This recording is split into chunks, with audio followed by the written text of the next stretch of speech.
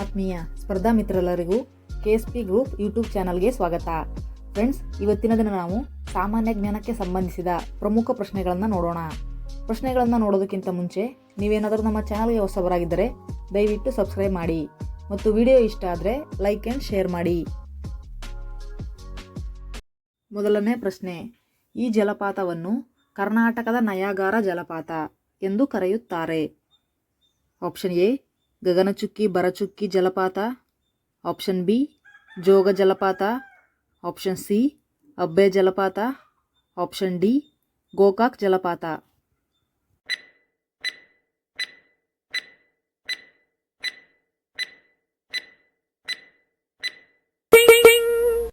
ಸರಿಯಾದ ಉತ್ತರ option D Gokak ಜಲಪಾತ. ಎರಡನೇ ಪ್ರಶ್ನೆ, ಅತಿ ಹೆಚ್ಚು ತನ್ಯತೆಯನ್ನು ಹೊಂದಿರುವ ಲೋಹ ಯಾವುದು? ಆಪ್ಷನ್ ಎ ತಾಮ್ರ, ಆಪ್ಷನ್ ಬಿ ಚಿನ್ನ, ಆಪ್ಷನ್ ಸಿ ಕಬ್ಬಿಣ, ಆಪ್ಷನ್ ಡಿ ಬೆಳ್ಳಿ.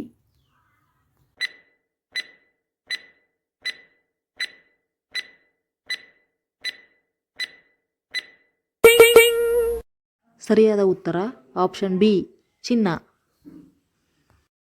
ಮೂರನೇ ಪ್ರಶ್ನೆ, ಬಟ್ಟೆ ತೊಳೆಯುವ ಯಂತ್ರದಲ್ಲಿ ಬಟ್ಟೆ ಒಣಗಲು ಕಾರಣ?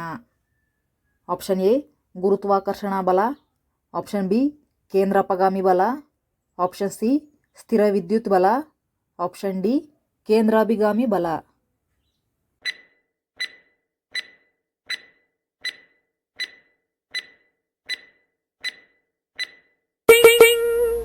ಸರಿಯಾದ ಉತ್ತರ ಆಪ್ಷನ್ ಬಿ ಕೇಂದ್ರಾಪಗಾಮಿ ಬಲ. ನಾಲ್ಕನೇ ಪ್ರಶ್ನೆ, 1857ರ ಭಾರತದ ಪ್ರಥಮ ಸ್ವಾತಂತ್ರ್ಯ ಸಂಗ್ರಾಮ ಎಂಬ ಗ್ರಂಥವನ್ನು ಬರೆದವರು ಯಾರು? Option A Shyamji Krishnavarma, option B VD. Savarkar, option C Jatin Das, option D ಯಾರೂ ಅಲ್ಲ.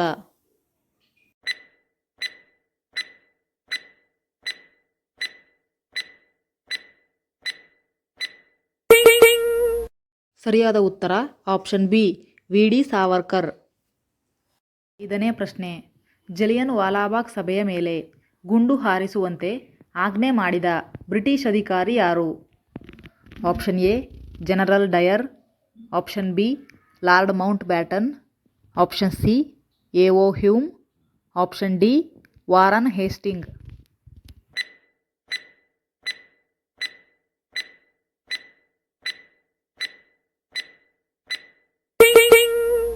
ಸರಿಯಾದ ಉತ್ತರ ಆಪ್ಷನ್ ಎ ಜನರಲ್ ಡಯರ್.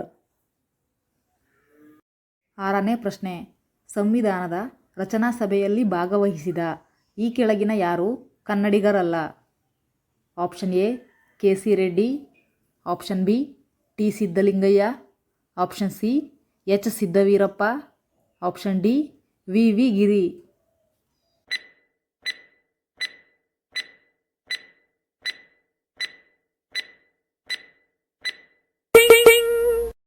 ಸರಿಯಾದ ಉತ್ತರ option D V V. Giri.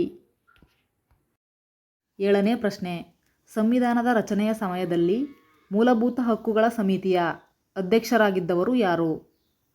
Option A Sardar Vallabhbhai Patel, option B J B. Kripalani, option C professor H G. Mukherjee, option D B N. Roy.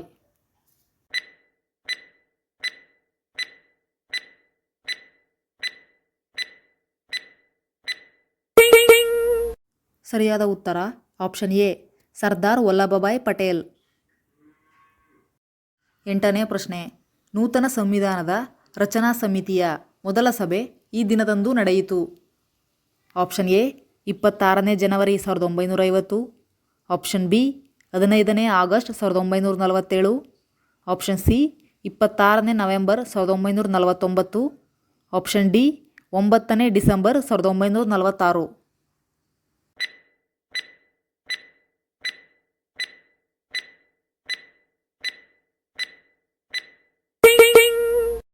ಸರಿಯಾದ ಉತ್ತರ ಆಪ್ಷನ್ ಡಿ 9ನೇ ಡಿಸೆಂಬರ್ 1946.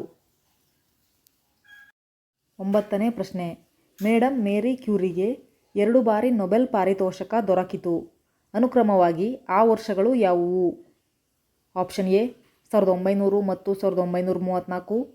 ಆಪ್ಷನ್ ಬಿ 1867 ಮತ್ತು 1934. ಆಪ್ಷನ್ ಸಿ 1903 ಮತ್ತು 1911. ಆಪ್ಷನ್ ಡಿ 1900 ಮತ್ತು 1911.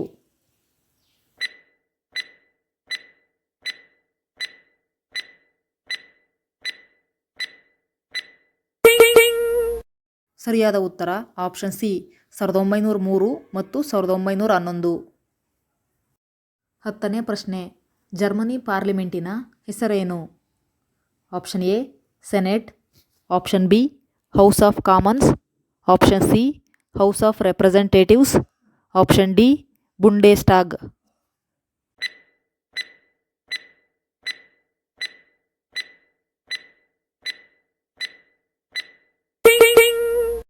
ಸರಿಯಾದ ಉತ್ತರ ಆಪ್ಷನ್ ಡಿ ಬುಂಡೇಸ್ಟ್ಯಾಗ್.